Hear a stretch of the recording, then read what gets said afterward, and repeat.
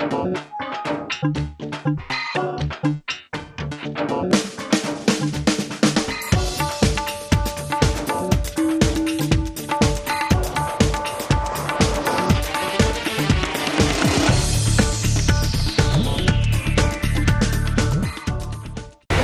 IND 24 के सभी दर्शकों को मेरा प्यार भरा नमस्कार। मैं आपके साथ वर्षा। दोस्तों, हमारे साथ एक बार फिर मौजूद है motivator doctor Rajesh Sharma ji. Sir, हर बार की तरह आपका बहुत स्वागत है। हम लोगों ने बहुत सारे टॉपिक्स पे लगभग बात कर ली है और ज्यादातर हमने आध्यात्म के ऊपर बात की है। मेरा ऐसा मानना है कि मैं जब भी आती हूँ यहाँ पर तो जो मैं ग्रहण करती हूँ उससे मुझे एक नई ऊर्जा का संचार होता है, बहुत सारी बातें सीखने को मिलती हैं और निश्चित रूप से जो हमारे दर्शक हैं वो जब भी इस प्रोग्राम को सुनेंगे उनके अंदर एक जुनून और जज्बात जरूर पैदा होंगे। सर, आज एक ऐसा टॉपिक हमने चुना है जो उन लोगों के लिए बहुत ज्यादा इम्पोर्टेंट है जो अपने घर से बाहर रहते हैं, लेकिन उनको ये पता नहीं होता है कि बाहर जाके उनके सामने क्या क्या चैलेंजेस आने वाले हैं। तो सबसे पहला सवाल आपसे कि जब भी कोई बच्चा घर से बाहर निकलता है तो उसे किस प्रकार से मेंटली प्रिपेयर होना चाहिए? बड़ा संजीदा सवाल है वर्षा आपका, लेकिन सबसे पहले IND 24 के सभी बच्चों को और युवाओं को सभी को बहुत बहुत नमस्कार। ये हर पेरेंट्स के लिए और हर युवा के लिए, हर बच्चे के लिए बड़ा ही संजीदा और बहुत ही प्रासंगिक विषय है जो आपने वर्षा जी आपने आज उठाया है कि बच्चा जब घर से बाहर जाता है।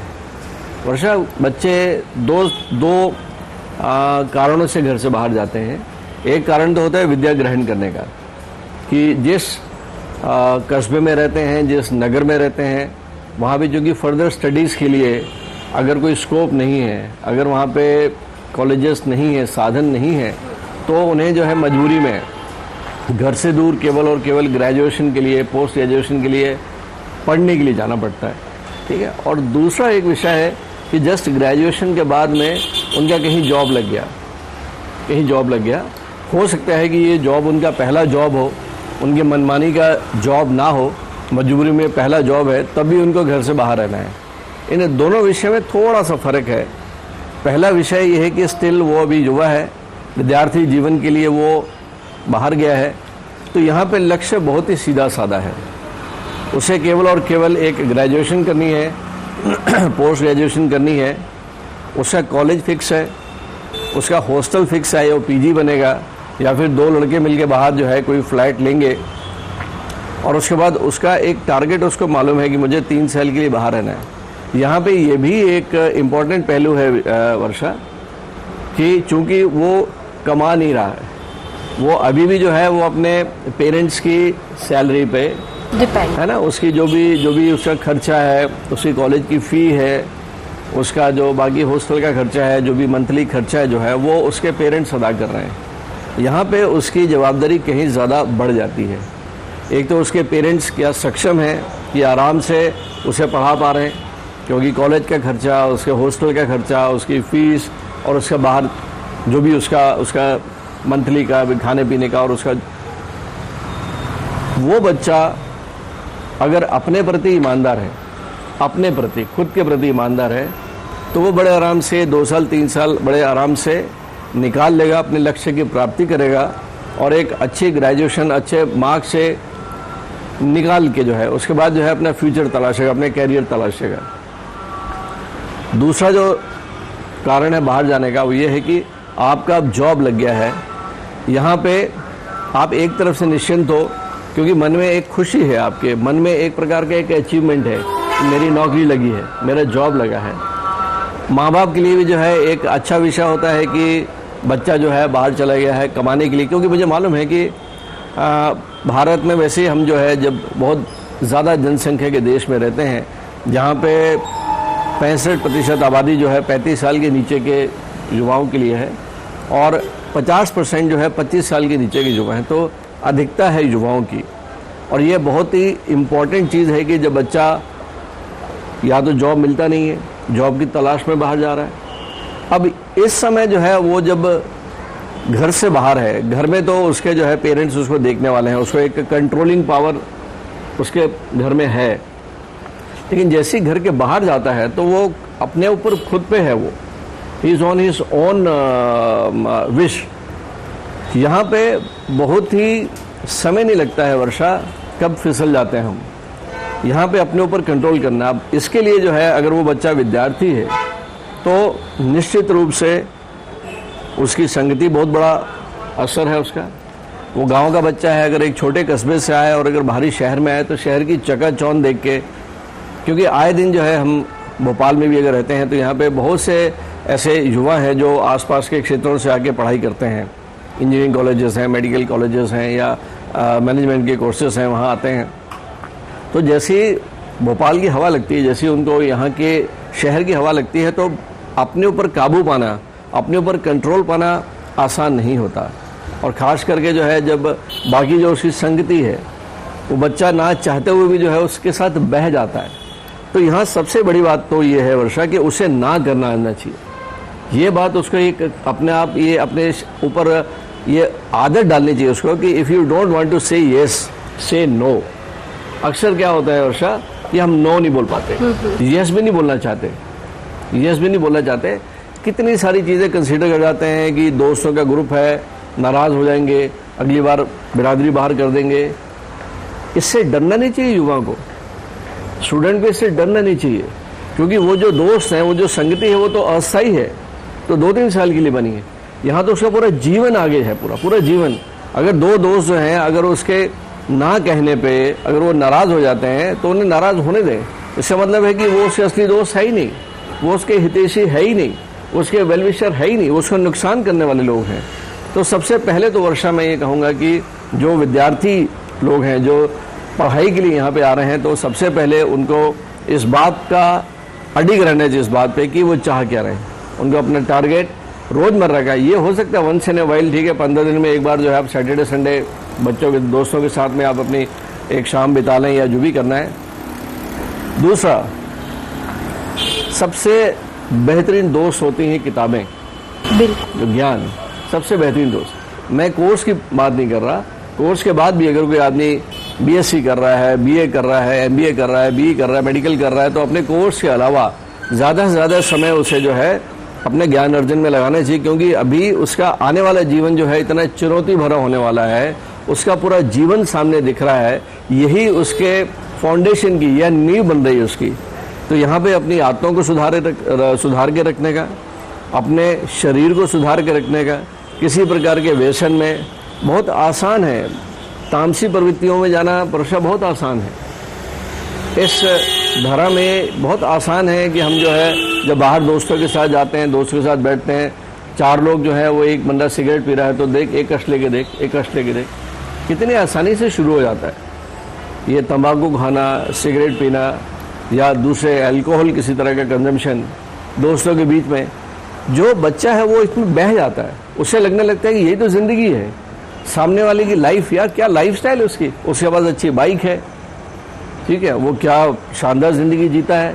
ये अस्थायी रूप से भौतिकवादी ज़िंदगी में जो विद्यार्थी पड़ जाते हैं, ये सच मानिए, उसके बाद वो जब आगे जीवन जीते हैं, वो जीवन जो है उनका बहुत ही साधारण जीवन होता है, वो कष्टकारी होता है। सर, एक आपकी बातें सुन के एक सवाल मेरे मन में आया है कि मैंने कुछ लोगों को देखा है, कई बच्चे इस हद तक आगे बढ़ जाते हैं कि ड्रग्स लेने लग जाते हैं, मतलब उनके लिए नशा बिल्कुल खाने जैसा होता है, और उनके जो आसपास के लोग होते हैं वो भी उनको मना नहीं करते, मतलब ऐसे बोलते हैं कि 4 दिन की जिंदगी है, एंजॉय करो। मतलब मुझे ये चीज़ बिल्कुल समझ में नहीं आती है कि क्या ये एक एंजॉयमेंट का तरीका है, और क्या इससे ज़िंदगी में खुश रहा जा सकता है? क्या वाकई ये चीज़ बहुत अच्छी है कि अगर 4 दिन की ज़िंदगी है तो ड्रग्स लेना बहुत इंपॉर्टेंट है, दुनिया में जितने भी गलत काम है सारी चीज़ें कर डालो क्योंकि 4 दिन की ज़िंदगी है, तो फिर ज़िंदगी में सही गलत का मतलब क्या रह जाएगा? वर्षा, देखो 2 चीज़ें होती हैं, एक पूरी किताब होती है पढ़ने के लिए, आप 100 पेज की किताब है, पहले पेज से लेकर 100 पेज पूरी किताब पढ़ते हैं, उसके बाद उस किताब में क्या लिखा है उसका अर्थ समझ में आता है। किताब के एक पेज को खोल के उस किताब के बारे में नहीं जाना जा सकता।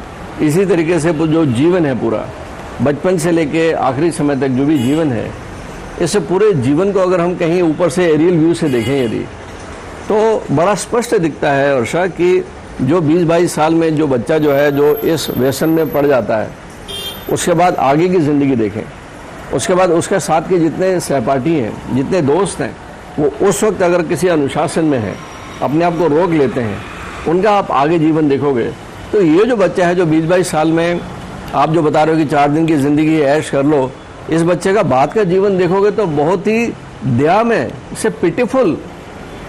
वो जीवन जीने के लिए जो है उसका जो है व्यसन में है, एडिक्शन में है, कहीं घर वालों ने उसे शादी कर दी, कमाई नहीं है, एक बीवी और लेके आ गया, बच्चे हो गए, बच्चों को पढ़ा नहीं पा रहा है, घर कैसा है, कर्जा हो गया, बीमारियां हो गई, अस्पताल में भर्ती हो गया, उफ, नर्क में ज़िंदगी होती है। लेकिन ये उस वक्त नहीं समझ में आता, ये आने वाली ज़िंदगी है। लेकिन समझदारी इसी में है वर्षा, विवेक भगवान ने बुद्धि इसीलिए दी है मनुष्य जीवन को कि मेरा बुरा क्या है मैं आज देख पाऊँ। शतरंज जैसी ज़िंदगी है, अगर मैं एक चाल चलता हूँ उसके बाद ज़िंदगी मुझे क्या चलाती है, मुझे आज समझ में आना चाहिए कि मेरा एक कदम मुझे किस जगह लेके जा रहा है।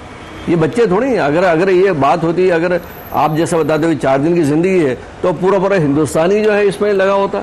यदि ये चीज़ ही होती है कि अच्छी ज़िंदगी यही है तो आज की डेट में हर आदमी जो है वो किसी न किसी व्यसन में होता है। ऐसा नहीं है। आप अगर सफल व्यक्तियों को देखते हो, आप सक्सेसफुल व्यक्तियों को देखते हो, आप उनकी ज़िंदगी को अगर पीछे मुड़ते मुड़ते देखें, जब वो 20-22 साल के थे तो वो कैसा जीवन जी रहे थे, आपको पूरा बिल्कुल दूध का दूध पानी का पानी हो जाएगा कि एक 16, 17, 18, 20, 22 साल का लड़का है, उसे जीवन जीना कैसे चाहिए। बिल्कुल निश्चित है, आपके सिद्धांत निश्चित है, जैसे कुदरत का साइकिल निश्चित है। सूर्य भगवान को पूर्व से उगना है, पश्चिम में जाना है, चंद्रमा, घड़ी, समय सब फिक्स हैं।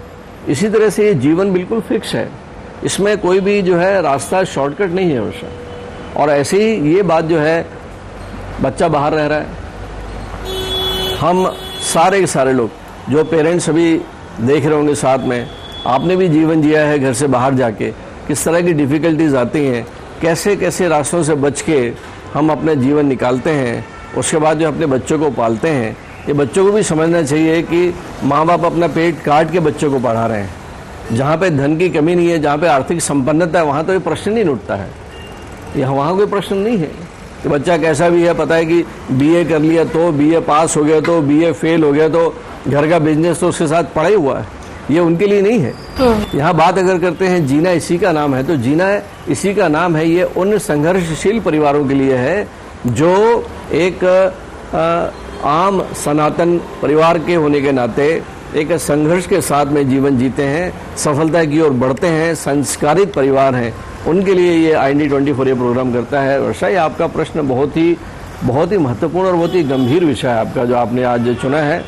और मेरे को दुख भी होता है उन युवाओं को देखते हुए, क्योंकि हम अस्पताल चलाते हैं, आए दिन हमारे पास इस तरह के केसेस आते हैं। शाम के समय में है, गाड़ी में जो है नशे में गाड़ी चला रहे हैं, बाइक चला रहे हैं, कहीं भी बार में जाके 2 घूंट पिया, उसके बाद में आप जो है अनियंत्रित होके कितने एक्सीडेंट के केसेस आते हैं केवल अल्कोहल के कारण। आपका इनहिबिशन खत्म हो जाता है।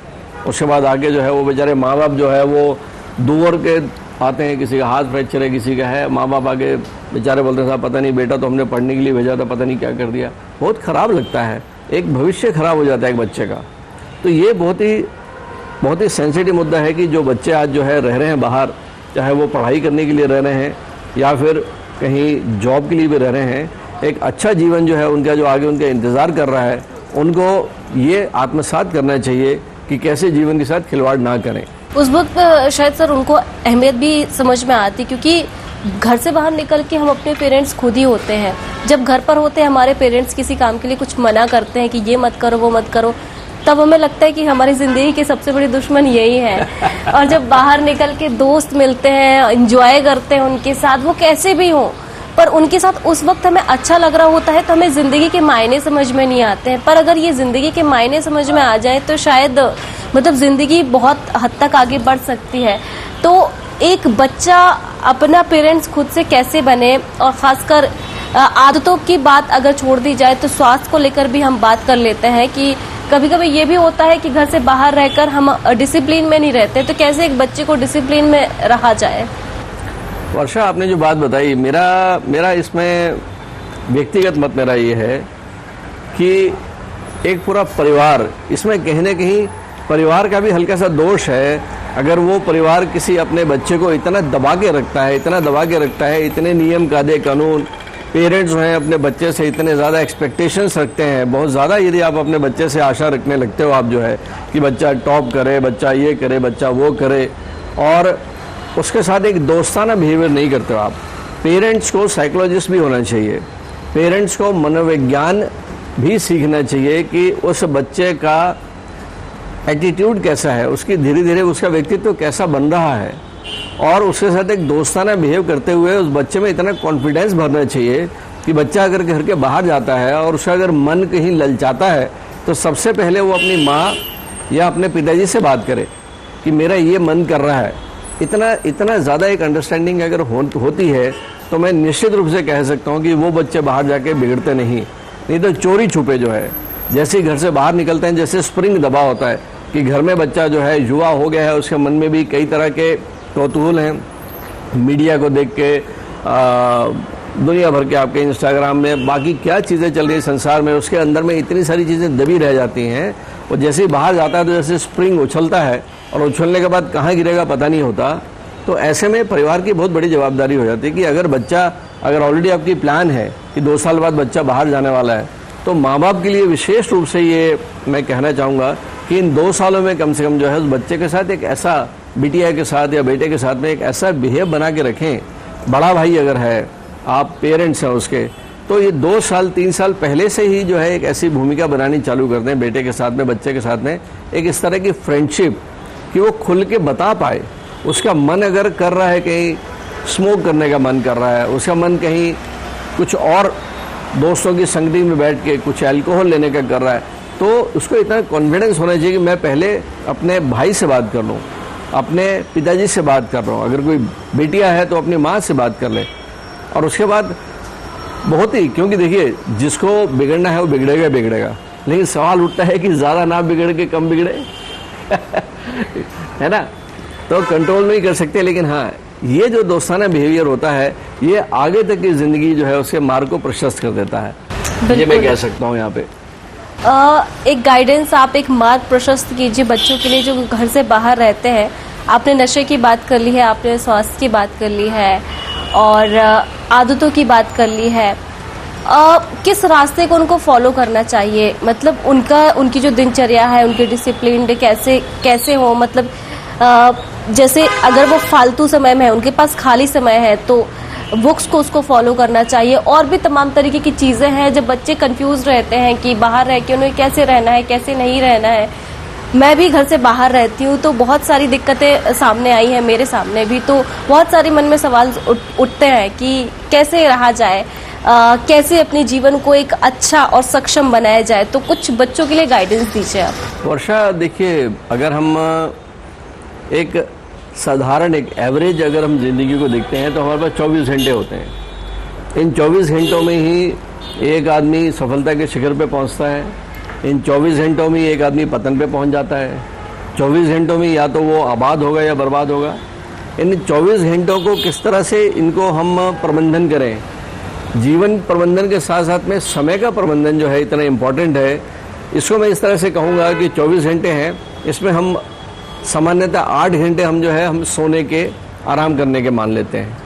बाकी 8 घंटे जो जॉब में है, इसलिए 8 घंटे का जॉब होता है, 48 घंटे एक हफ्ते में होते हैं वर्षा। तो 8 घंटे दिन में जॉब करने के हो गए। अगर आप कॉलेज में हैं तो कॉलेज में, स्कूल में है तो स्कूल में, और अगर आप जॉब में हैं तो 8 घंटे जॉब के हो गए, 8 घंटे सोने के। बाकी जो 8 घंटे आपके पास में है। अब ये 8 घंटे क्या है, इसमें आपको तय करना है कि आप एक ऑर्डिनरी ज़िंदगी जीना चाहते हैं या आप एक एक्स्ट्रा ऑर्डिनरी ज़िंदगी जीना चाहते हैं। मेरा बार बार ये बच्चों से कहना होता है कि एक ऑर्डिनरी और एक एक्स्ट्रा ऑर्डिनरी में छोटा सा एक्स्ट्रा लगता है, तो आप जो है वो छोटा सा एक्स्ट्रा क्या कर ले तो उस 8 घंटे में, इस पे ध्यान दें। और अगर हम दिनचर्या की बात करते हैं तो जो लेट सोएगा वो लेट उठेगा। आप कोशिश करें बच्चे जितने भी हैं कि दिनांक बदलने से पहले, डेट बदलने से पहले सो जाएं। कोशिश करें कि 10 बजे सो जाएं, 11 बजे सो जाएं, ताकि सुबह 6 बजे, 5-6 बजे, 7 बजे उठ जाएं। हो सकता है कि जो कई बच्चे जो हैं वो मेरी इस बात पे हंस भी रहे होंगे कि 3-4 बजे तक सोते हैं, सुबह 11-12 बजे तक उठते नहीं हैं। ये आगे जाके ये इतना दुष्प्रभाव डालता है। मैं यहाँ पे कहना चाहूँगा, एक जिम्मेदारी के साथ कहना चाहता हूँ, इसको हम लोग जो है इंटरमीडिएट मेडिसिन बोलते हैं। वर्षा, एक इंक्यूबेशन पीरियड है, एक शब्द है मेडिकल साइंस में आता है इंक्यूबेशन पीरियड। इंक्यूबेशन पीरियड का मतलब होता है, जैसे कोविड में हमने देखा कि 8 से 10 दिन का इंक्यूबेशन पीरियड है। अर्थात कोविड जब आपके शरीर में प्रवेश करता है तो शरीर में प्रवेश करने से लेके बीमारी के लक्षण आने तक ये जो पीरियड है इंक्यूबेशन पीरियड कहलाता है। यहाँ यदि बात करते हैं तो आज के इस आधुनिक युग में जो तनावजन्य रोग हैं, जो नॉन कम्युनिकेबल डिजीजेज हैं, blood pressure, heart attack, brain haemorrhage, cancer, diabetes, insomnia, migraine, back एक, डिप्रेशन, सुसाइडल टेंडेंसीज, बहुत सी इस तरह की जो परेशानियां हैं जो किसी बैक्टीरिया से नहीं होती, इनके जो बीज हैं, ये आश्चर्यजनक रूप से ये रिसर्च का विषय देखा गया कि अक्सर जो है 40, 45 या 50 साल में हार्ट अटैक आता है। उसका कारण देखा गया वर्षा की, कारण उसका जब 20, 22 साल, 25 साल की जो स्टेज होती है, जब इवोल्यूशन हो रहा है, उस वक्त आपकी जो इसके जो सीड्स हैं ये तब आ जाते हैं आपके शरीर में। ये इतना इम्पोर्टेंट मुद्दा है वर्षा जी कि स्टूडेंट्स के लिए कि आने वाले जीवन में क्या बीमारी होनी है, ये उनको इस उम्र में उनको पता चल जाता है। जहाँ तक बात आपने बोली हेल्थ के इशू को लेके, जो 8 घंटे हैं, इन 8 घंटों का वर्गीकरण करें। आप इसको 4-4 घंटों में बदल सकते हो। आप 4 घंटे जो है केवल फन, केवल मस्ती, दोस्तों के साथ मस्ती, खेलना कूदना, फुटबॉल खेलें, क्रिकेट खेलें, क्लब ज्वाइन कर लें, वॉक कर लें, जॉगिंग कर लें, जिम ज्वाइन कर लें। आजकल बहुत जिम है भोपाल में, लेकिन 4 घंटे जो है आप अपने ऊपर खर्च करें। एक ज्ञान अर्जन करना, अपनी पर्सनालिटी को बढ़ाना, दुनिया में क्या हो रहा है उसको देखने का है, अपने आप में अपने को क्लीनिंग करें, अपनी क्लीनिंग करें। तो इस तरह से ये बड़े आराम से चीज़ें हो सकती हैं वर्षा जी। आपने जैसे बोला 24 घंटे में 8 घंटे सोने के, 8 घंटे काम करने के, बाकी 8 घंटे में 4-4 घंटे कर लें। बहुत समय है, समय प्रबंधन कर लेंगे तो समय है। अगर समय बर्बाद करेंगे तभी आपको लगता है अरे समय नहीं है मेरे पास में, समय नहीं मेरे पास में। तो इस तरह से बैठ के जो है समय का प्रबंधन करना बहुत आवश्यक है। बहुत खूब आपने बात की, समय प्रबंधन के बारे में आपने बात की, और जिस तरीके से हम लोगों ने बच्चों के बाहर निकलने को लेकर चर्चाएं की है, निश्चित रूप से उन बच्चों के लिए ये बहुत बड़ा गाइडेंस होगा जो अभी भी भटके हुए हैं, जिनको समझ में नहीं आता है कि वो अभी क्या है, किस मोड़ पर है और उनको क्या करना चाहिए। सर, एक परफेक्ट मोटिवेटर की तरह आपने बच्चों को गाइडेंस दिया है। बहुत शुक्रिया इतनी प्यारी जानकारी देने के लिए। तो देखिए, हम हर बार की तरह हर बार एक ऐसा प्रोग्राम लाते हैं जो कोशिश करते हैं कि कुछ ना कुछ बच्चे इससे सीखे, हम इससे कुछ सीखे और अपने जीवन में कुछ बदलाव लाए। आगे भी एक छोटे से बदलाव के लिए हम एक बार फिर आपसे मुलाकात करेंगे। हमें इजाजत दीजिए। नमस्कार।